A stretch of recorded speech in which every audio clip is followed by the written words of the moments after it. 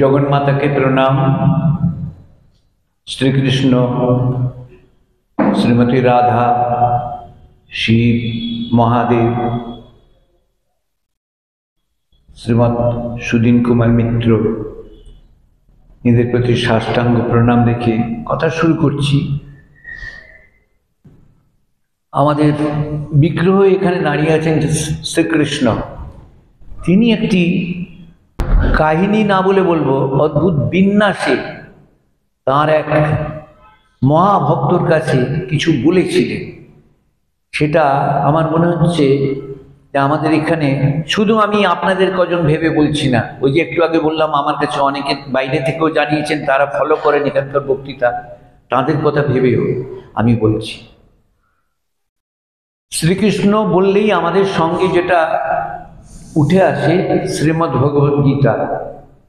আমরা জানি শ্রীকৃষ্ণের উপদেশ, শিক্ষা, সমস্ত উপনিষদের সার হিসেবে তুলে ধরা যে মহামান্য গ্রন্থ প্রায় প্রতিটি মানুষের বাড়িতে আছে, সেই শ্রীমদ্ ভগবদ্ গীতা। অর্জুনকে উনি বুঝিয়েছিলেন যুদ্ধক্ষেত্রে খুব কনফিউজড কন্ডিশনে, খুব চিন্তায় ভগ্ন দশায়, হতাশাগ্রস্ত দশায় অর্জুনের প্রশ্ন করার প্রেক্ষিতে এই শ্রীকৃষ্ণই দেহত্যাগের কিছুকাল আগে উদ্ধবকে, তার অতি প্রিয় শিষ্য উদ্ধবকে এইরকম ঠিক অর্জুনের কাছে বলার ধরনে না, একটি উপদেশ সিরিজ দিয়েছিলেন। সেটির নাম উদ্ধব গীতা। এটি ভাগবতে আছে। তার গোড়ায় ভগবদ অবতার বাসুদেব অসামান্যভাবে সর্বজনের নিজেদের রিলেট করার মতো করে গুরু ব্যাপারটাকে চিনিয়েছিলেন, কোনো একজন পার্টিকুলার গুরুকে সামনে রেখে না, 24 জন গুরুর কথা বলে। আমি সেটা মনে থাকলেও পাছে শাস্ত্র কথায় ভুল হয়ে যায়, যা আমি করি না সে কাজটা করবো, হাতে একটু বই ধরে বলবো, কারণ যাতে ভ্রান্তি না আসে। এটা খুব এসেনশিয়াল এই কারণে, এই ব্যাখ্যাটাকে করার পেছনে আপনারা যদি ভাবেন যে এখানের কথা, শুধু এখানের কয়েকজনের কথা ভেবে বলছি, তা বোধহয় না। কারণ শ্রীকৃষ্ণের ওই দিকটার কথা, ওই ব্যাপারটা বলার কথা ভাগবত নিয়ে যারা বলে, ব্যাখ্যা করে, তারা খুব প্রবেশ করেন না, লীলার দিকটাই বেশি বলেন। কংক্রিটভাবে শ্রীকৃষ্ণ এইটা বলেছে। আমি সেই 24 জনের কথা বলবো।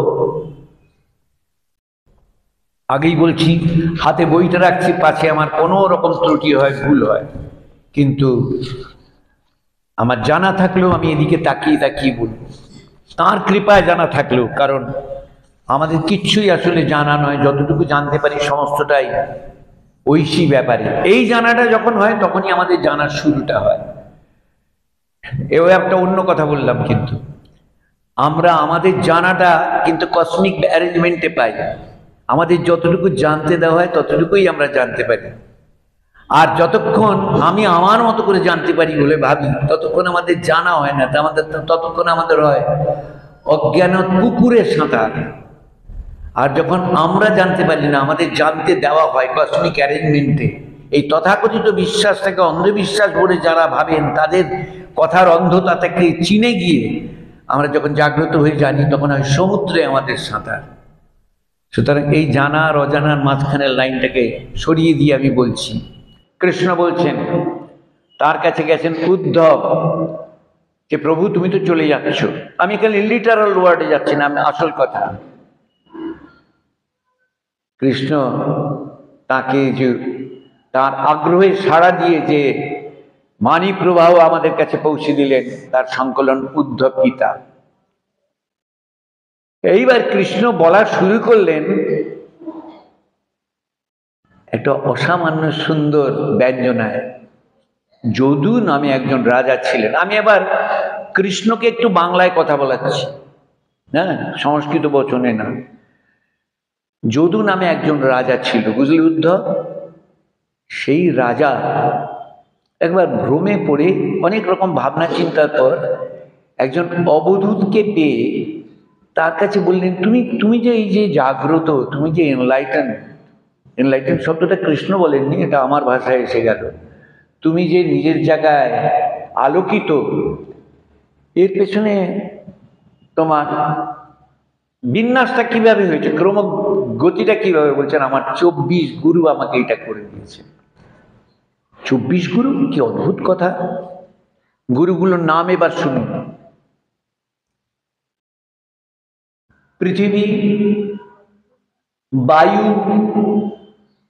আকাশ, জল, আগুন, চন্দ্র, সূর্য, পায়রা, অজগর সাপ, সমুদ্র, পোকা, মৌমাছি, হাতি, মধু সংগ্রাহক যারা মধু সঞ্চয় করে, হরিণ, মাছ, একজন দেহোপজীবিনী, শ্বেত চিল, সাদা চিল, একটি বাচ্চা ছেলে, একটি কুমারী কন্যা, একটি ধনুবান নির্মাতা, মানে লোহা নিয়ে কাজ করা লোক, একটি সাপ, একটি মাকড়সা, একটি কাঁচ পোকা। ভাবলেন 24 গুরু। ইয়ে বলছেন শ্রীকৃষ্ণ। কাকে বলছেন? তাঁর এক পরম ভক্তকে। কি বলছেন? রিয়াল গুরুত্বের জায়গাটা উন্মিলন, তাই নিয়ে কথা।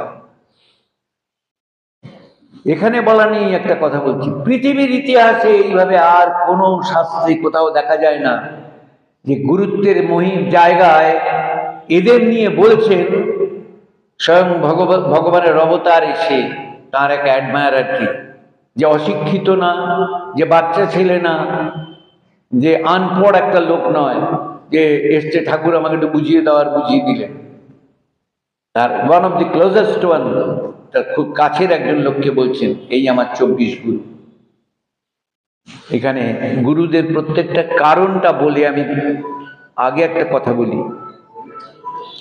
আমাদের একজন মস্ত বড় দার্শনিক ছিলেন, তার নাম কনাদ। কনাদের ওই আমাদের যিনি আগে বলে গেলেন, আমাদের প্রীতিভাজনা ঘোষিকা, তিনি ওই বলার মধ্যে একটি নাম বলেছেন, বৈশেষিক দর্শন। তার প্রণেতার নাম হলো কনাদ। কনাদ ধর্মের সংজ্ঞা দিতে গিয়ে, সব কিন্তু কোরিলেটেড, আমি যেটা বলছি একটার সঙ্গে আরেকটা কিন্তু কোরিলেটেড, খাপ ছাড়া কিছু নেই, সেই জন্য আপনাদের সামগ্রিক অ্যাটেনশন দিয়ে শুনতে হবে। কনাদ মস্ত বড় দার্শনিক, তিনি বৈশেষিক দর্শনের প্রণেতা। তার কাছে প্রশ্ন এসেছিল যে ধর্ম বলতে কি বোঝা? ধর্ম বললেই আমাদের কাছে একটা সেপারেট জিনিস, জীবন বোধের থেকে আলাদা, এটা ওই অফিসের কাজ করার মতো ব্যাপার, যতক্ষণ অফিসে আছি ততক্ষণের জন্য যেন ব্যাপারটা। এইবার কনাদ যে কথাটা বললেন, মর্মে গেঁথে নেওয়ার মতো করে শুনুন। যত অভ্যুদয় নিঃশ্রেয়স সিদ্ধি স্বধর্ম, সামান্য কয়েকটা শব্দ। যা অভ্যুদয় এবং নিঃশ্রেয়স ঘটায়, পূর্ণতা দেয়, তার নাম ধর্ম। একটা লাইন, একেবারে সনাতন ধর্মের যে মূল দৃষ্টিভঙ্গিটাকে বলা হলো। অভ্যুদয় মানে কি? জাগতিকভাবে আমাদের এই যে আহান নিদ্রা ইন্দ্রিয় ভোগময় জীবন, এটার বেটারমেন্ট, এটার এগিয়ে যাওয়া, এটার সুষ্ঠু বিন্যাস, ওগুলো তো ভোগের ব্যাপার, বাধ্য একদম না। সমস্ত জিনিসটাকে নিয়ে তার যে সূচনা, তার যে এগিয়ে যাওয়া, সেটার নাম অভ্যুদয়। কনাদ আগে অভ্যুদয় বললেন। অভ্যুদয়টি ঠিকভাবে পেলে তখন না অভ্যুদয়ের অতীত কি আছে জানার প্রশ্ন আসতে পারে। আমি আমার শরীর, মন, প্রাণ ইত্যাদি দিয়ে যে আস্বাদনের জগৎটা পাচ্ছি, খুব মানে যদি আমাকে বলেন very special point of religion বলতে, আমি কিন্তু একেবারে 4টে ডট দিয়ে 4টে স্টার দিয়ে বলবো, এটা ভীষণ ভাবার দরকার। জীবনে যেগুলো আমরা আমাদের সহজাতভাবে পাই, আমার প্রাণের খিদে, মনের খিদে, বুদ্ধির খিদে, হৃদয়ের খিদে, বিবেকের খিদে, একটাকেও বর্জন করে কিন্তু সত্য ধর্ম না, একটাকেও অবহেলা করে কিন্তু না। কৃষ্ণ 24 জনকে দিয়ে আমাদের কাছে এই অভ্যুদয়ের দিকটা শেখালেন। কি করে অভ্যুদয়ের শিক্ষা? অভ্যুদয় মানে বোঝাতে পেরেছি নিশ্চয়ই, জাগতিকভাবে আমাদের যে অগ্রসর হওয়া, তার মধ্যে কোনো অংশটাকে কিন্তু অবহেলা না, কোনো অংশটার দিকে ভেঙচি দেখানো না, কোনো অংশটাকে ভাই এ তো ভোগের জগৎ, ওসব বলা না। এ ভোগের জগৎ সৃষ্টি করেছেন কে? যদি আমি ঈশ্বরকে মানি, এ ভোগের জগৎ কার সৃষ্টি? তার বাইরে না।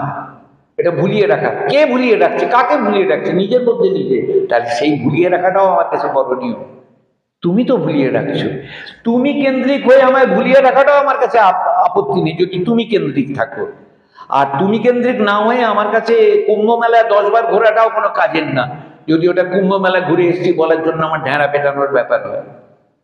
সুতরাং সমস্ত পেছনে তুমি কেন্দ্রিক। এই তুমিটা পার্টিকুলার কোনো বিগ্রহ না, তুমিটা পার্টিকুলার কোনো আশ্রমে কেন্দ্রীভূত দেবতা কি দেবী কিংবা আমার ইষ্টমন্ডলী। তুমিটা হলেন সর্বজনের মধ্যে দিয়ে যার বিকাশ, যার লীলা, যার প্রকাশ। এইবার অভ্যুদয় তখন একটা মানে আছে যে কার অভ্যুদয় জগৎ, এটা সেই যিনি চিরন্তন, তাকে খোঁজার যে পথে তখন এগোনো, সেই হলো নিঃশ্রেয়স। তার মানে অভ্যুদয়ের সুন্দর বিস্তারটার মধ্যে দিয়ে আমি নিঃশ্রেয়সে পৌঁছতে পারছি। তাই শ্রীকৃষ্ণ শেখাচ্ছেন, সেই অবধূত বোঝাতে আরম্ভ করলেন, এটা আমার অতি প্রিয় জায়গা বলে আমি আমার ভালো লাগার জায়গাটা এই আইসক্রিমটা খেতে ভালো বলে বলছি না। আপনারা দেখবেন লক্ষ্য করলে প্রত্যেকটাই হয়তো, প্রত্যেকটা আসপেক্টই হয়তো নিজের সঙ্গে রিলেট করতে গেলে পারা যাবে না। যেমন যার মাথায় চুল নেই তাকে শ্যাম্পু উপহার দিয়ে লাভ নেই, যিনি দাড়ি কামান না তাকে সেফটি রেজার দামি, যত দামি হোক, দিয়ে লাভ নেই।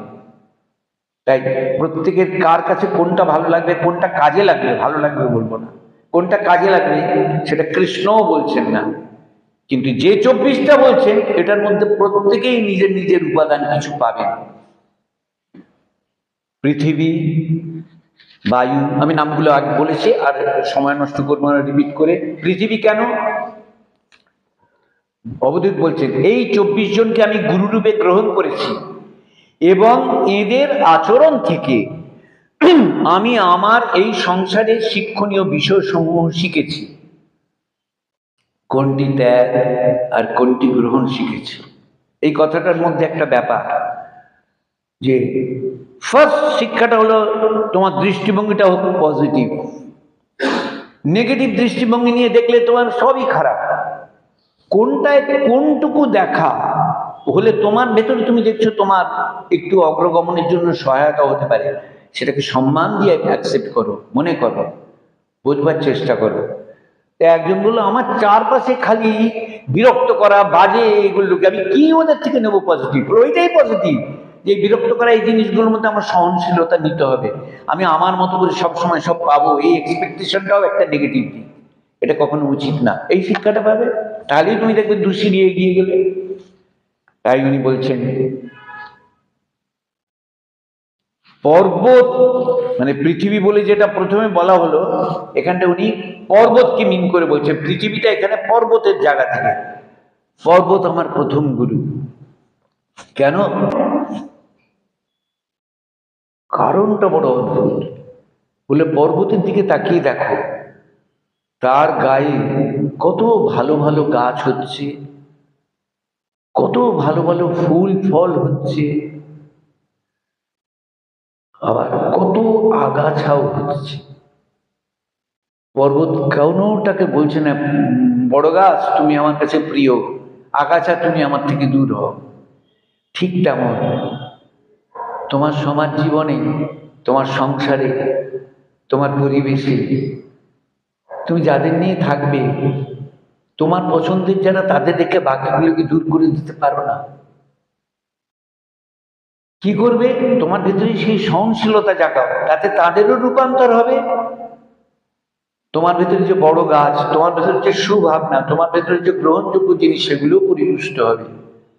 সেগুলো উপদ্রবহীন জায়গায় বেড়ে ওঠার মতো নিজেরা উপদ্রবহীন হয়ে যাবে, উপদ্রব থাকা সত্ত্বেও, কারণ ভেতরে সে সেটা নিচ্ছে না। এখানে পর্বত আমাকে ওইটা শেখালো, এরকম সহনশীল হও। এখানে কোনোটাকে অ্যাবসলিউট ধরলে হবে না, কিন্তু তার মানে পর্বতকেই শুধু গুরু করলাম তা নয়, সেটাও শেখাচ্ছেন দত্তাত্রেয় অবধূত, যে সামগ্রিকভাবে দেখতে হবে, দৃষ্টিকোণটাকে রাখতে হবে এমন যেন সেখানে আমার পছন্দের জায়গা দিয়ে খালি যে যাকে গ্রহণ করা তাকে করছি তা না, গ্রহণ করতে হবে সামগ্রিক, ব্যবহার করব সুযোগ্য জায়গা দিয়ে। আমি একটা ডিকশনারিতে 4-5টা ওয়ার্ড দেখার জন্য আমি কিনি না, যখন যেটা লাগবে টাকা কেনার জন্য কিনি। তার মধ্যে কিন্তু অনেক শব্দ থাকে, সারা জীবনে হয়তো আমি সেটার মানেটা আমি দেখবো না। ভেবে দেখুন ডিকশনারিতে তাই, কিন্তু ডিকশনারিটা আমার কিন্তু বলে কটা পাতা ছেড়ে দিয়ে আমি বলবো না। হ্যাঁ, এইবারে তাহলে উনি পর্বত বললেন, বৃক্ষ এবং পর্বত মিলিয়ে। তারপরে উনি বললেন বায়ু, খুব তাৎপর্যভাবে নিয়ে বলেছেন, জাস্ট সেই নীতি গল্পের মতো না, বলছেন কিন্তু স্বয়ং শ্রীকৃষ্ণ, যিনি অলরেডি শ্রীমদ্ ভগবত গীতা নামক ব্যাপারটাকে বলে দিয়েছেন অর্জুনকে। বলছেন দেখো বায়ুর ভূমিকা দেখো, দুদিক দিয়ে করছে, একটা প্রাণবায়ু আর একটা বাইরের বায়ু। প্রাণবায়ু ছাড়া তুমি বেঁচে থাকতে পারো না, বাইরের বায়ু জগৎকে প্রবাহিত করছে, গাছপালা সব হচ্ছে। ঠিক তেমন আমাদের অ্যাটিটিউডটা যেন তাই, শুধু আমি আমার ব্যাপারটা নিয়ে থাকবো না, আমার যে ক্রিয়াশীলতা, বায়ু এখানে চেতনার গতি, আমার ব্যাপার নিয়ে, আমার বৃদ্ধি নিয়ে, আমার সংগঠিত হওয়া নিয়ে, যেমন আমি আমার মেধাকে, আমার ভাবনাকে, আমার মননকে ব্যবহার করব, তেমন আমি অন্যান্যদের, আমার চারপাশে যারা আছেন, যারা প্রতিবেশী, যীশু খ্রিস্টের সেই গুড সামারিটানকে বলা, তাদের দিকটা ভেবে, নইলে আমার অসম্পূর্ণ হবে জায়গাটা। আমি বলবো আমি তো ঠিক আছি, ওটা না। তাই আমার কাছে প্রাণবায়ু হলো আরেক গুরু। বায়ু কখনো প্রবাহিত হওয়ার সময় একে একটু বেশি হাওয়া দিয়ে আর ওকে একটু কম হাওয়া দিয়ে করে না। তেমন তোমার অ্যাটিটিউডটার মধ্যে থাকবে মুক্ত বোধ, যেটাই যা করার করবে। যেখানে বলে জল চারদিকে জল ঢেলে দেবো বলে, যেখানে এক জায়গায় রান্না হচ্ছে উনুনের উপর তুমি জল ঢেলে দিবে, তা না। গাছগুলো জল দেওয়ার কারণ গাছগুলোই জল দাও, উনুনের মধ্যে জল দিও না। অর্থাৎ যেখানে সেখানে যে কোনো ব্যাপার, যেমন আমার অর্থ আছে, আমার নেই অর্থ সেরকম, আমি তো বলছি, এবার আমি সবাইকে দান করব।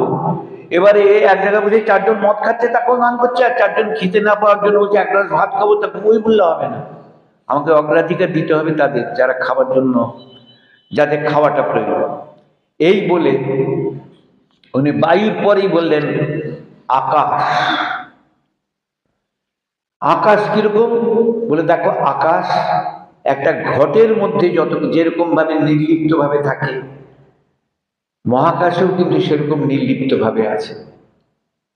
ঘটটা ভেঙে গেলে ওই আকাশ আকাশই থাকে, কিন্তু যতক্ষণ ঘটের মধ্যে ছিল তখন সেই অবস্থাটাই কিন্তু সে কোনো রকম ওখানে কিছু নিরপেক্ষতা থেকে এদিক ওদিক করেনি, একদম পিওরলি শূন্যভাবেই ছিল। আর বহির্জগতের সমস্তটা পিওরলি শূন্যভাবেই আছে। তেমন তোমাদের চেতনায় ছলনা যেন না থাকে, যে কোনো জায়গায় যেমনই থাকো তুমি যেন ছলনাহীন চেতনায় সেখানে থাকো। এইটা আমি শিখলাম আকাশের থেকে। দেখুন এগুলো শুনতে মনে হবে কোনো ছেলে মানুষের জিনিস, শেখাচ্ছেন কৃষ্ণ, এমনি এমনি নয়। আমরা জীবনের প্রয়োগ করতে গেলে সত্যিই তাৎপর্য দিয়ে প্রকৃতি যে শিক্ষাগুলো নিলে দেখব গোটাটাই আমাদের কাছে গুরু হয়ে ধরা দিয়েছে।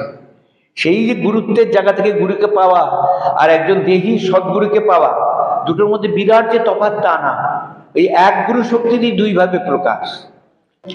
এবার চতুর্থ বললেন জল।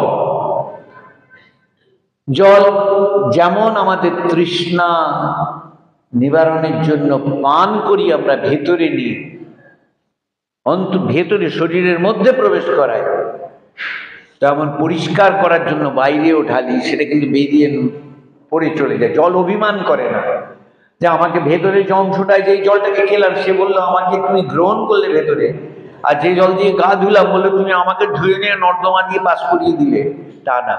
অর্থাৎ আমার যে ক্রিয়া শক্তি সেটা মানুষের উন্নয়নে কোন দিকে কিভাবে ব্যবহার হচ্ছে, সেবায়, পরোপকারে কিংবা জীবিকা, ওটা পয়েন্ট না। আমার যেভাবেই আমার ব্যবহারটা হোক আমি যেন সেটা নিষ্ঠা নিয়ে করতে পারি, সেখানে যেন আমার অহমিকার অভিমান এসে প্রতিবন্ধক না হয়। এটা একেবারে ছাত্র থেকে আরম্ভ করে অবসরপ্রাপ্ত মানুষ যিনি সকাল দুপুর বেড়ান, ঘোরেন, সব করেন, তার পর্যন্ত সবার জন্যই সেটা। এবার হলো অগ্নি। অগ্নি অন্ধকার ঘরে জ্বালালেও যতখানি আলো দেবে, যেখানে সমস্ত শুভ্র সেখানে গিয়েও ততখানি আলো দেবে।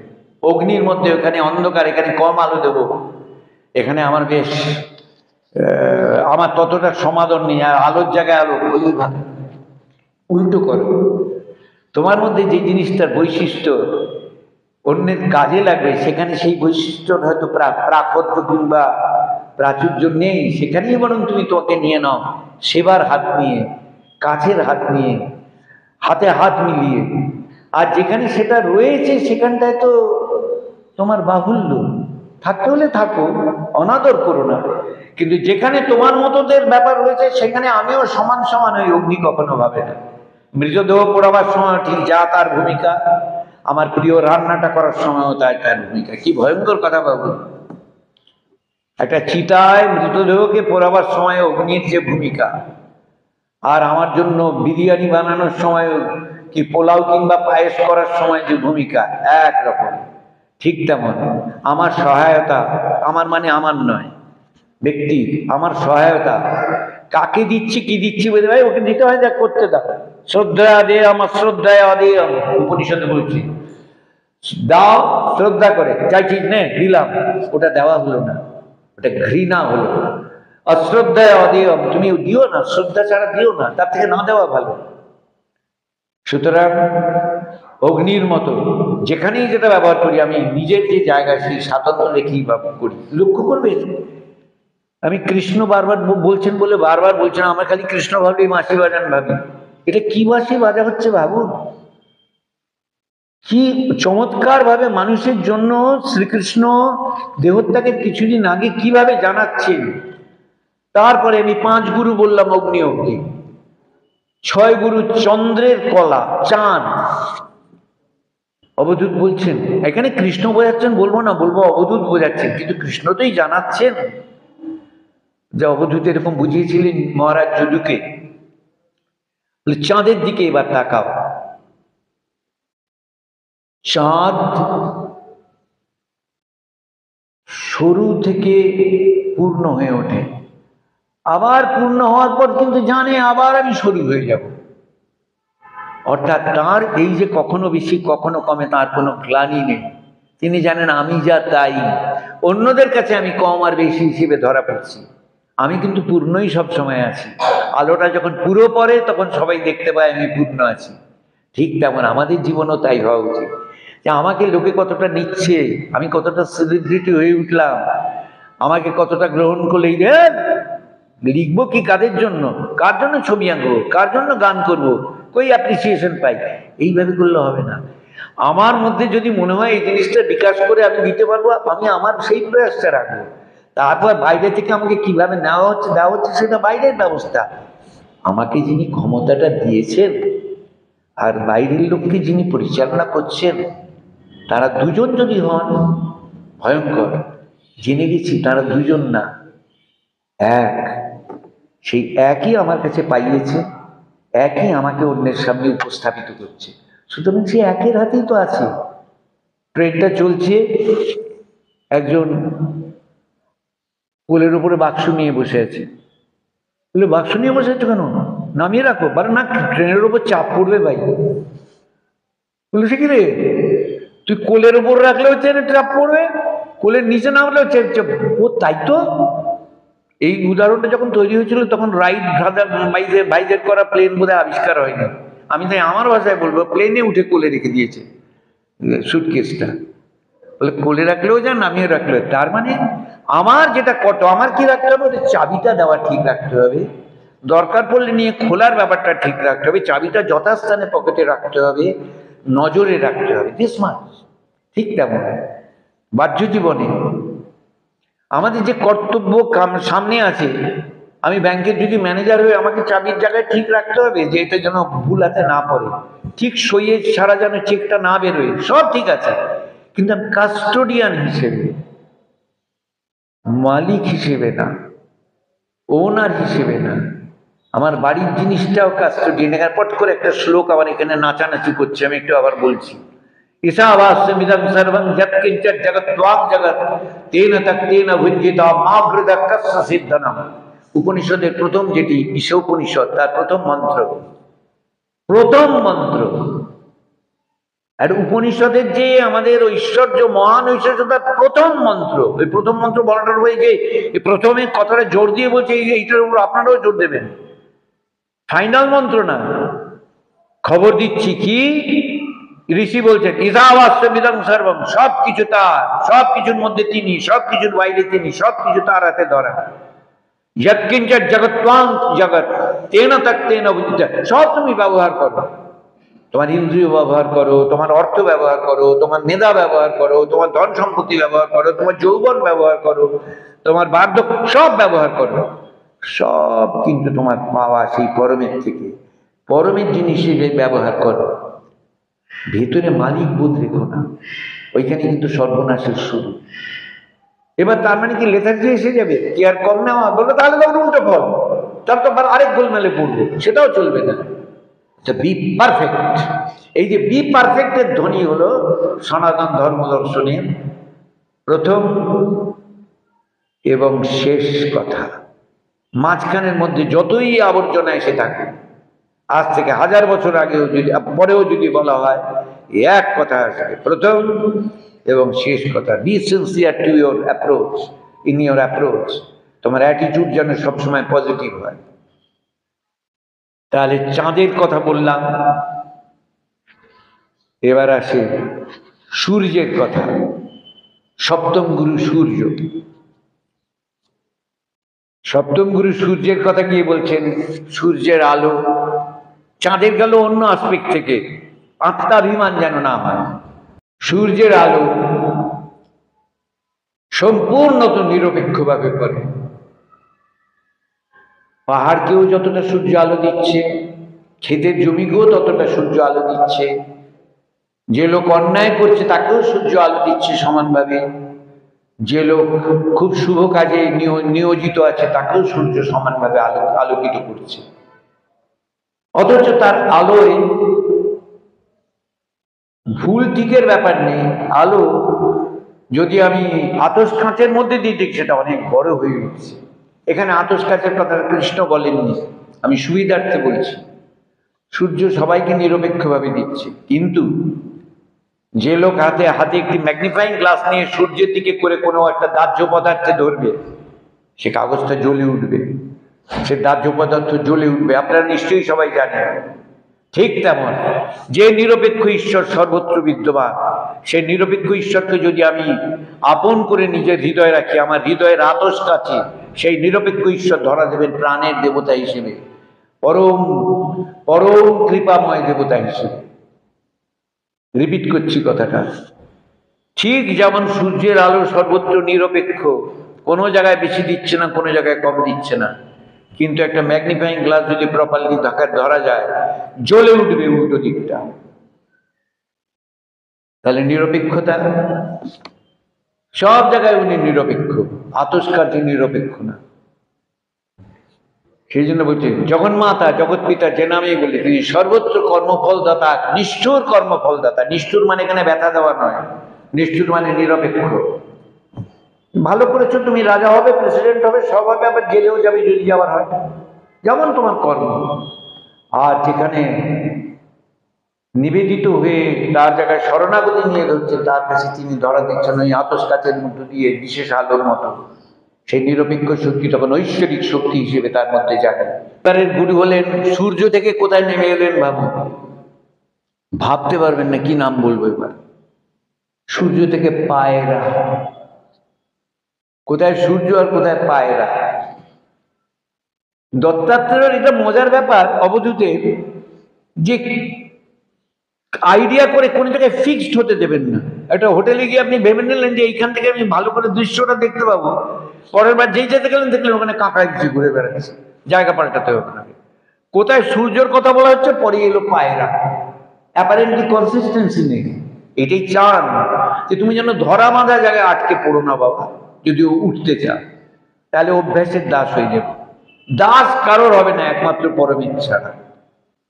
পায়রার ক্ষেত্রে কি, এখানে পায়রার পজিটিভ দিক নেগেটিভ ভাবে। একটা পায়রা দম্পতি, তাদের অনেকগুলো বাচ্চা। এবার ব্যাধ এসে আক্রমণ করেছে। পায়রা দেখতে পাচ্ছে ব্যাধগুলো ওইগুলোকে নিয়ে বেরিয়ে চলে গেছে, কিছু করার নেই, তাদের খতম করার ব্যাপার হয়েছে। গিয়ে ওদের কাছে কি সামনে বসেছে, তখন ব্যাধ কি পায়রাটাকে, বড় পায়রাটাকে ছেড়ে দেবে? হিনটা বুঝতে পারলেন কি সাংঘাতিক ভাবা যায়? সে তো মা পায়রা, সে তো যাবেই সেখানে। খেয়াল রেখে দিও, তোমার যদি হৃদয় সর্বাধিক জিনিসটা হয়, একে সন্তানের ক্ষেত্রে ওই করে যাচ্ছে, তোমার কিন্তু ওই প্রীতি তোমার ধন সম্পদের ক্ষেত্রেও। তুমি জানো এটা বিপর্যয় হয়েছে, আরো করার জন্য তুমি বলি হওয়ার জন্য প্রস্তুত হয়ে যাও। এটা না একে ঘুষ দিলে আমার কাজ হয়ে যাবে, এখানে ঘুষ কথাটা নেই। ওকে যদি ঘুষটা দিলে আমার কাজ হবে, ওই রকম করো না। যেটা পথ আছে তাই ধরো। তোমার যদি ওটা চলে যাওয়ার ব্যাপার থাকে, একটা কাগজ পুড়ে গেছে, এই কাগজটাকে কি করে ফিরে পাবো যেমন ভাববে না, তেমন ওটা করো না। পায়রাগুলোকে ব্যাধ দেখলো, বা এত ভালো, বাচ্চাগুলোকে সামনে এসছি বলে এবার বড় পায়রাগুলোকে পেয়ে গেলাম, এবার তো খাবারটা ভালো জমবে। এবার ওই পায়রাটাকেও নিল, আর ওই পায়রাটা চিৎকার শুনে বড়টা হলো, সেটাকেও নিল। সুতরাং ব্যাধের বিরাট লাভ হলো। পায়রার 4টে বাচ্চাকেও পেল এবং ভালো করে তার ভোজনের বিলাস হলো। এখানে পায়রার নেগেটিভ সেন্সের গুরু, যে পায়রার মতো হয়েও না। বাকিগুলো হচ্ছে সূর্যের মতো হও, চন্দ্রের মতো হও, পর্বতের মতো হও, জলের মতো হও, অগ্নির মতো হও, বায়ুর মতো হও। লক্ষ্য করলেন ঘুরে গেল কাটা, এই হয়েও নার জায়গায় এসে গেল। এবার পায়রার মতো হয়েও না। বেশিরভাগ মানুষ নিজেরা গোলমাল ভুল করে, তাই থেকে রেহাই পাওয়ার জন্য ভুল জায়গায় গিয়ে হাতে পায়ে ধরে। কাজ হাসিল হলে বলে ভালো, অমুক অফিসার জানো তো ঘুষ নেয়। কি করে জানলে? আমার থেকে নিল। তুমি দিলে কেন? এই প্রশ্ন করো না, আমার উপায় ছিল না। আমার 25,000 যেত, ওকে দিয়ে 2,000-এ বেরিয়ে গেলাম। বলে তাহলে ওই লোকটা পাচ্ছি না, তুমি পাচ্ছি। যাকে ওটা অন্য লাইনে চলে যাবে, আমি সেটাই ঢুকবো না, কিন্তু এসে পড়ছিল মুখে। এই পায়রাকে নিয়ে বলা হচ্ছে, পায়রার ন্যায় যে ব্যক্তি আসক্তি, লোভ প্রবৃত্তি, এটা কৃষ্ণ বলছেন। মানে সংস্কৃতটা আর বলছি না। ওই কপতের ন্যায়, পায়রার ন্যায় যে ব্যক্তি আসক্তি, লোভ প্রবৃত্তির বশীভূত, সুখ দুঃখ প্রবৃত্তির দ্বন্দ্বের মধ্যে তৃপ্ত। যাক, আমার কাজটা তো পেলাম। মানে এক জায়গায় আমি 100 টাকা ফেলে এসেছিলাম, আমি একটা ট্যাক্সি ভাড়া করে গিয়ে সে 100 টাকাটা ফেরত নিলাম। ট্যাক্সিতে আমার 240 টাকা খরচা হলো। বলে যাক, ওই 100 টাকা ফেরত পেয়েছি। বলে বাহ, আর ওইদিকে যে তোমার 240, ওটা ট্যাক্সির জন্য দিয়েছি। বাহ বাহ, ভালো, খুব বুদ্ধির কাজ। বলছে সুখ দুঃখ প্রভৃতির দ্বন্দ্বের মধ্যে তৃপ্ত, অতি তুচ্ছ বিষয়ে অনুরক্ত ও আত্মীয় স্বজনের প্রতি অতীব স্নেহবদ্ধ, সে পরিবার পোষণের রত থেকেও তাদের নাশ করে, কারণ তার দ্বারা কোনো কাজের কাজ হয় না। বাবা কি স্ট্রিক্ট ওয়ার্ড! উনি শ্রীমদ্ ভগবত গীতায় অর্জুনকেও এগুলো বলেননি, উদ্ধবকে বলেছেন, ভাগবতে আছে। এইবারে আমি আর এই পায়রার ব্যাপারটা নিয়ে টানতে ভালো লাগছে না, কারণ পায়রার ব্যাপারটা আরো অনেক কথা বলা আছে, কিন্তু সেগুলো মনে হয় না আজকে বলার দরকার আছে। এরপরে আবার এখন সব মানে নেগেটিভ দিক দিয়ে গুরুকরণ হচ্ছে, পজিটিভ না। অজগর সাপ, অজগর কি বলে পড়ে থাকে একদম চুপচাপ, যেই পাশ দিয়ে একটা গরু ঘোড়া কিছু যে খাপ করে গিয়ে তাকে ধরে নিয়ে খেয়ে ফেলে। এটা ভালো দিকও আছে, খারাপ দিকও আছে। তোমার কাছে যেতে পাবে, যার জন্য অজগর বৃত্তি বলা হয়, খুব উঁচু অবস্থার তপস্যা। কাম্য না আমাদের হওয়া। একেবারে আশ্রমে বসে বলছি, চাকরি পেলে পাবো, জিনিস বিক্রি হলে হলো, তাহলে তো হয়ে গেল, আধার কার্ডও দেবে না আমাদের। কিন্তু এখানে বলার জন্য বলা হচ্ছে, আমি এখানে অপর সেন্সটা নেব, ওই সুযোগবাদী হয়ে আমার ক্ষমতা আছে, যা আমার সামনে নিজের কুক্ষিগত করার পরে খাপ করে নিয়ে নেব, সেটা আমার হওয়া কাম্য না। এখানে কাম্যর জায়গাটা বলা আছে। অজগর যেমন কিছুর উপর নির্ভর না করে এরকম থাকে, আপনা থেকে যা আসবে শুধু তাই নেব, সেটা আমি স্বীকার করে নিয়ে এবার আমি যেটা এখানে বলা নেই বলছি, যে ওই অন্যেরটা পেলে আমার মুখের কাছে আসবে হাঁ করে সেটা কেন অ্যানাকোন্ডা, ওটাও আমার হওয়া কাম্য না। আমি অজগর নিয়ে বেশি টানছি না, ভয় করে। এরপরে এলো সমুদ্র, 10 নম্বর গুরু সমুদ্র। 24-এর এখন 8 মিনিটে 24টা হবে না। 10 নম্বর হলো সমুদ্র। হ্যাঁ, এবার এটা বলার জায়গা পেয়েছি না। সমুদ্রে স্নান করছিল, তার মধ্যে রত্ন আছে, তার মধ্যে যাতায়াত করা যায়, তার সামনে গিয়ে তার সৌন্দর্য দেখা যায়। আমাদের যেন বলা হচ্ছে তাই হয়ে ওঠো, কিন্তু নিজেকে বড়াই করার জন্য না, নিজের বৃহত্ব দেখাবার জন্য না। তোমার মধ্যে যেন চেতনার সীমাহীন দুস্তর সমুদ্রের সঙ্গে এক করা যায়। যেমন স্বভাবের বন্ধনে, আমি ভাই এইটুকুর বাইরে যাব না, আমি ভাই এইটাই মানি। তুমি ভাই কে হে? তোমারটা নিজের মানে অন্যর উপর চাপিও না। আমার না, দেখবেন আমাদের একটা স্বভাব আছে, আমারও হয়তো আছে, কোনো জায়গাটা আলোচনা হচ্ছে, সব হচ্ছে আমি হলে না এটা করতাম না। বাবা কে তুমি? বিবেকানন্দ না সুধীর মিত্র? তুমি হলে করতে না? মানে নিজের ইম্পর্টেন্সটা নিজের কাছে অহংকেন্দ্রিক ভাবে এতই, জজ বলেন তার কারণ ওই চেয়ার থেকে ওটা বলার অধিকারে তিনি পাচ্ছেন। কিংবা ইনভেস্টিগেটিং অফিসার সিআইডি, সে বলছে হ্যাঁ আমার নির্ণয় এটা পেয়েছি, সেটা তো সে দায়বদ্ধ হয়ে বলছে।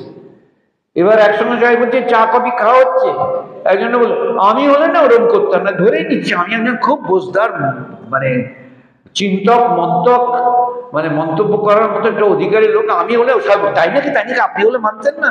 আরে বাস, খুব অ্যাপ্রিসিয়েট, মোটেই না, ওটা খুব ঘৃণ্য আছে ওটা।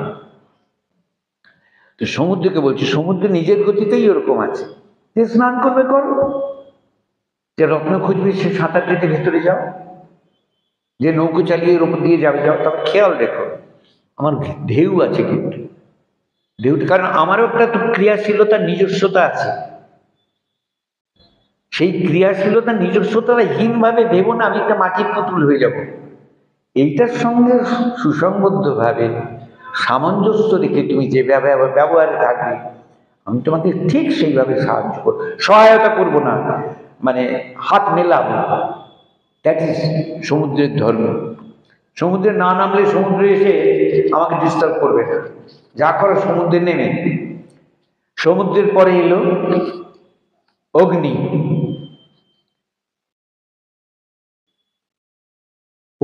আগুনের, আমি আগে একবার আগুন নিয়ে একটু বলেছিলাম, কিন্তু এখানটায় ঠিক অগ্নির সেই সেই সেন্সে এটা বলাটা না, এখানটায় অগ্নির জিনিসটাকে বলা হচ্ছে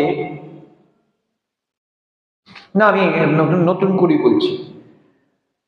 আগুন এত উজ্জ্বল, এত কি একরকম পোকা আছে আগুনের কাছে গিয়ে আগুনে পুড়ে মরে। আমি নিজে ওরকম দেখেছি কিনা মনে নেই, কিন্তু শুনেছি আছে। গ্রাম দেশে অনেক সময় দেখা যায়, তুমি বলতে পারবে, যে বড় জায়গায় আগুন দিলে বহু পোকা এসে তারপর পরের দিন দেখা যায় মরে পড়ে রয়েছে। কেন মরে রয়েছে? আগুনটাকে পেতে চায়, কিন্তু এইখানটা খানিকটা নেগেটিভ ভাবে বলা, তুমি এমন হয়েও না তোমার সাহচর্য পেয়ে অন্যের শেষ হয়ে যাওয়া হয়, এমন নিজের এমন জায়গা তুমি যেতে যেও না, তোমার প্রতি অ্যাট্রাক্ট হয়ে আসবে আর তার কথা ক্ষতি হবে, নেভার বি দ্যাট। কিন্তু আলোকিত করো। আগুনে যেমন পতঙ্গেরই দশা হয়, আগুনে কিন্তু আলোকিতও করছে, একটা জিনিসকে স্পষ্ট দেখাবার জন্য ব্যবস্থাও করছে, সেইটা হয়।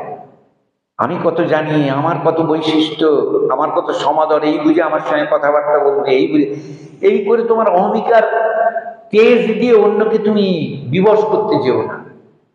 তোমার দ্বারা যদি কিছু কাজ হয়, নিষ্পন্ন হয়, সহায়তার জন্য হাত বাড়ালে তুমি দেখো পারছো, ডু দ্যাট।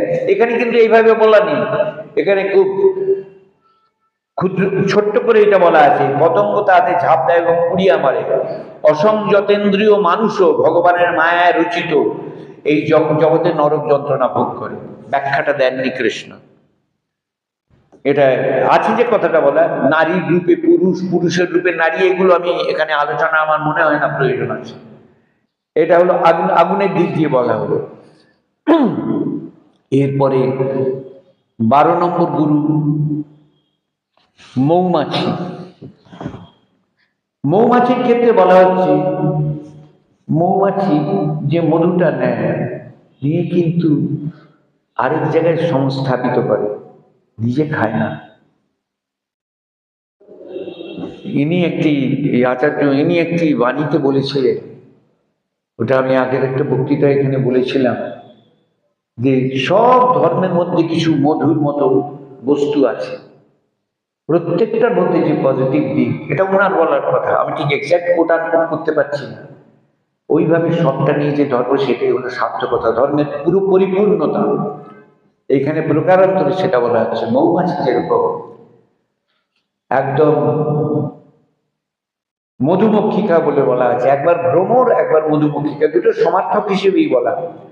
ক্ষুদ্র বৃহৎ সকল পুষ্প হইতে সারাংশ মাত্র সংগ্রহ করে, যেমন বিবেকী পুরুষ, এখানে বিবেকের কথাটা বলা হচ্ছে, যে তোমার ঔচিত্য বুদ্ধি, ঔচিত্য বোধ হলো মানুষের সবচেয়ে বড় শক্তি।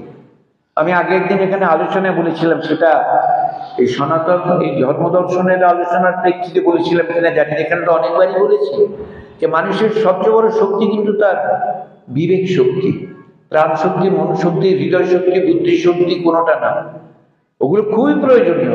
বুদ্ধিটা আমাকে বদমাইশ বানাতে পারে, মনে আমাকে মেগালোমানিয়াক বানাতে পারে, প্রাণে আমাকে পরম ভোগী বানাতে পারে, হৃদয় আমাকে একেবারে একটা যেখানে যাই সেখানে আমার নজর করে ভালোবেসে গেলে কি বলাতে পারে, বিবেক আমাকে নিষ্ঠ রাখতে পারে ঔচিত্যবোধের দ্বারা। তাই এখানে বলছেন যে এখানে বিবেকী পুরুষ, মানে এখানে পুরুষ মানে বেটা ছেলে না, কিন্তু সর্বজন বিবেকী মানুষ ঠিক ওই মৌমাছির মতো করে, যে যেটা আমার নিজের জন্য লাগছে করছি, কিন্তু যেটা আমার কর্তব্যে আসছে সেটা কিন্তু আমি করছি অন্যদের জন্য, সেবা বোধে। জীবিকাটাও একটা সেবা। এইরকম মৌমাছির মতো হতে বলছেন। এই গেল 12 নম্বর। 13 নম্বর হলেন হাতি। হলেন হাতি বললাম শ্রদ্ধা রেখে, হাতি গুরু, কিন্তু এটা নেগেটিভ ভাবে গুরু। হাতি অন্যান্য প্রজাতিগুলোর মধ্যে যেটুকু বুদ্ধির উন্মেষ ধরা হয়, হাতির মধ্যে দেখা গেছে এটা আছে। ডলফিন, এখানে ডলফিন নামটা নেই, ডলফিন, হাতি, পিঁপড়ে, কোথায় পিঁপড়ে, অ্যান্ট, আর তার আগে এলিফ যোগ করলে হচ্ছে এলিফ্যান্ট। ভাবুন, দুটোর মধ্যে একটু বুদ্ধিবৃত্তির ব্যাপার আছে। কি ডিসিপ্লিন! পিঁপড়ে এখানে চিনি ফেলুন, দেখবেন লাইন করে ঠিক যাচ্ছে, হাতি দেখবেন লাইন করে চলে, মাঝখানের গুলো চলে না, এই দুটো। এইবারে হাতিকে ধরার জন্য মানুষের বুদ্ধি তো আরো বেশি, তাই জন্য কি করে, গর্ত করে, মানে আগের যুগে ছিল, এখন তো তাই করলে কেস হয়ে যাবে, এখন তো নিয়মের বাইরে চলে গেছে ওরকম হাতি ধরা, রাজারা জমিদাররা করতে। কে মানে শ্রীকৃষ্ণ বলছে, বড় উদ্যোগ নেই, অবধূত বলছেন কৃষ্ণ, সেটা আবার জানাচ্ছেন। বিরাট বড় গর্ত করে তারপরে বড় বড় গাছ দিয়ে ঢেকে দেওয়ার ব্যাপার থেকে, লতা পাতা দিয়ে। এবার হাতিটাকে প্রলুব্ধ করে ওই রকম জায়গা দিয়ে এনে, কি দিয়ে প্রলুব্ধ করে এখানে বলাটা একটু অশালীন হবে, আমি সেটা বলবো না। মোট কথা তাকে প্রলুব্ধ করে হাতিটা সেই কামনার বশবর্তী হয়ে ছুটে এসে গর্তটায় পড়ে। এবার যা লতাগুলো থেকে ভেঙে, তখন হয়তো হাতিটাকে ধরতে আর অসুবিধা নেই, ও তো গর্তে রইল, হাতিটা হয়ে গেল। এবার ওটাকে টেম করা বলে এইরকম বলে, তোমার সামনে তোমার যতই বুদ্ধি থাক বাবা, উদ্যোগগুনি বাবা বলেন কি বন্ধু বলেছে, যতই বুদ্ধি থাক বন্ধু, এটা খেয়াল দেখো, সামনে দেখবে তোমার আমি এটা পারি, ওটা পারি, সেটা পারি, খুব ওই হাতির মতো মনে হবে যে আমি একটা বৃহৎ ক্ষমতাশালী। কোন ট্র্যাকে যে পড়ে তুমি দেখবে হারিয়ে গেছে তার ঠিক নেই। সুতরাং অহমিকা একদম, সব করো, অহমিকা। তোমার মধ্যে যেটা ক্ষমতা আছে, যেটা দক্ষতা আছে, সেটাকে শ্রদ্ধা করো, সেটাকে বরণ করো, আশীর্বাদ মনে করে নিয়ে করো। ওটার জন্য অহমিকা নেবে না। অহম থাকবেই। বলে অহম শূন্য হও, ওটা খুব ভুল কথা। অহম শূন্য হওয়া যায় না। আমাকে যেটা কার এখানে কেউ দেবে বাবু, আমি বলবো হ্যাঁ আমি। অহম রাখতেই হবে, অহমিকা থাকবে না, অহমিকা থাকবে না। তাহলে হাতির থেকে নেগেটিভ শিক্ষা হলো, হাতির মতো হয়েও না, পায়রার মতো হয়েও না। আগের গুলো কিন্তু ওই রকম হও বলা হচ্ছে, এগুলো হলো হয়েও না। তারপরে না, নগর্থক গুরু আছে, সদর্থক গুরু আছে, পজিটিভের দিকেও গুরু আছে, নেগেটিভ। তারপরে লক্ষ্য করুন, চার ভাগকে যেখানে বড় দার্শনিকের লিস্টে ধরা হয়, নাস্তিক দর্শনে, যেখানে পায়রাকে গুরু ধরা হয়, হাতিকে গুরু ধরা হয় নেগেটিভ ভাবে পর্যন্ত, সেই ধর্মের, এবার আমি আমার কনক্লুডিং কথায় যাচ্ছি, ওই 13 বলে 14 ছুঁয়ে যাব। সেই ধর্ম নিরপেক্ষ হওয়া মানে তো আত্মঘাতী হওয়া। সেই ধর্মকে মানি না বলার বর্ধাটুকু পর্যন্ত একটা মননশীল মানুষের হওয়া উচিত না। সেই জন্য 3 বার বলে যে ধার্মিক ধার্মিক ধার্মিক নিশ্চয়ই হতে হবে, বাট রিচুয়াল কেন্দ্রিক, দক্ষিণ মুখ না পূর্ব মুখ, উত্তর মুখ না পশ্চিম মুখ, গঙ্গা জল না এমনি জল, সাদা চন্দন না লাল চন্দন, এই মারামারিতে পড়ে যেন আমার পুজোটা না বিঘ্ন হয়। ওগুলো মানলে ক্ষতি নেই, বেরোবার আগে চুল চিরুনি দিয়ে আঁচড়াবার করবোই, কিন্তু এক জায়গায় আগুন লেগেছে, ভালো করে চুলটা আঁচড়ে নি, তারপর যাবো আগুনটা নেওয়াতে, এটা যেন না হয়। হ্যাঁ, একটা বাচ্চা পড়ে যাচ্ছে, আমি তখন দামি জামাটা পরে নিই, আমি বাড়ির সাধারণ জামা পরে আছি, দাঁড়াও একটু ভালো জামাটা পরি, রাস্তায় লোকে দেখবি, এটা যেন না হয়। সেখানে যেন আমার গতিশীলতাটা হয় ঔচিত্যবোধে। এই আবার সেই ঔচিত্যবোধ, ঔচিত্যবোধের থেকে বড় ধর্ম কিছু নেই। যদি সনাতন কেন, মানব ধর্মের সবচেয়ে বড় আসপেক্ট যেটা, মানুষ শ্রেষ্ঠ প্রজাতি তার মনন ক্ষমতার জন্য, বাকিগুলো অন্য অন্য প্রজাতির আছে। আর মনন ক্ষমতার মধ্যে শ্রেষ্ঠ জায়গা হলো তার ঔচিত্যবোধের দৃঢ়তা। আর ঔচিত্য বোধের মধ্যে আবার শ্রেষ্ঠ জায়গা হলো তার কোনটা থেকে কোনটা ভালো বুঝে সেটা স্টেপিং করা। তার ধর্ম। আজকে 14 নম্বরে আমাকে প্রশান্ত বাবু বলেছেন দরকার পড়লে 5 মিনিট বেশি বলবেন, কিছু যা আসে না, এক্স্যাক্টলি 5 মিনিট বেশি হয়েছে। 14 নামটা না বললে না, এই 13 ঠিক হয়ে যাচ্ছে। 14টা হলো মধু সংগ্রহকারী মানুষের কথা। মধু সংগ্রহ, মৌমাছির কথাটা বলা হয়েছিল, সে কালেক্ট করে এক জায়গায় রাখায়। আর মধু সংগ্রহকারী লোক খারাপ অর্থে বলা হচ্ছে। মৌমাছিরা এরকম করে রেখে দেয়, সে এবার মাথায় গামছা বেঁধে হাতে গ্লাভস পরে যে মৌমাছির ওটাকে ভেঙে মধুটাকে নিয়ে বেরিয়ে চলে আসে। ওই 14 থেকে পরের দিন বলবো।